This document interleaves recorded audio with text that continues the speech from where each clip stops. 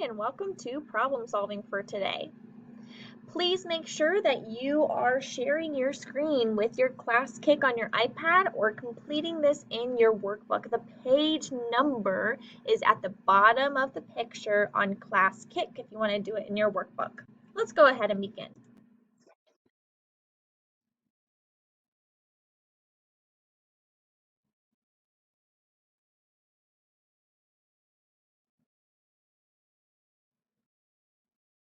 So let's look at the first picture first and compare the size of both of them.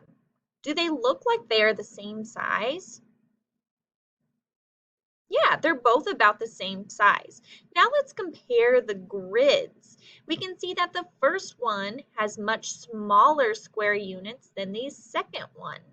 Now when we are measuring the area, we use one type of square units. We wouldn't have some large square units and some small ones. They will all be the same. Now, our square units can change by what kind of length we are measuring. So maybe we have feet squared, or maybe we have inches squared.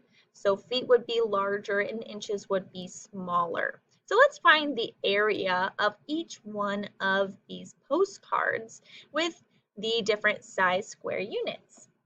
Remember, when we are finding the area, we can number each box to find the area. We can also use it like an array model to find a multiplication problem. We'll do one example of each. So for this first one, I'll label each one. 1, 2, 2, 3, 4. And you can do this on yours as well. I'll zoom in a little bit.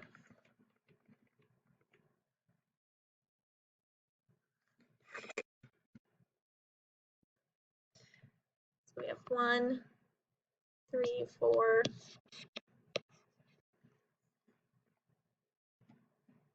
So draw, there we go.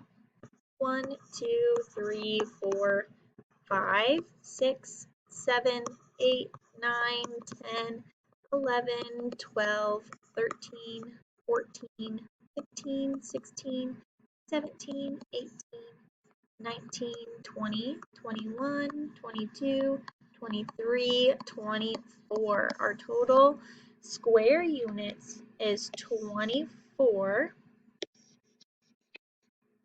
square units. Write that out on your page or on your class kick now.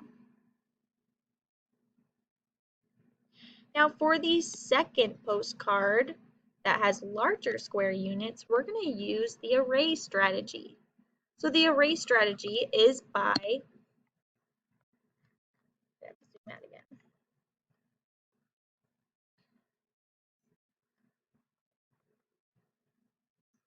we go, is by counting the rows. We have 2 rows, and the columns. We have 3 columns.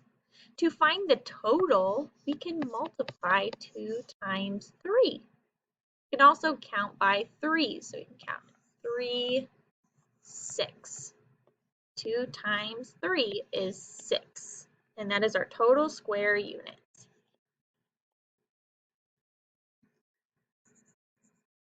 Once you have this written out on your class kick or on your piece of paper, make sure it is on class kick, and you can move on to the next activity.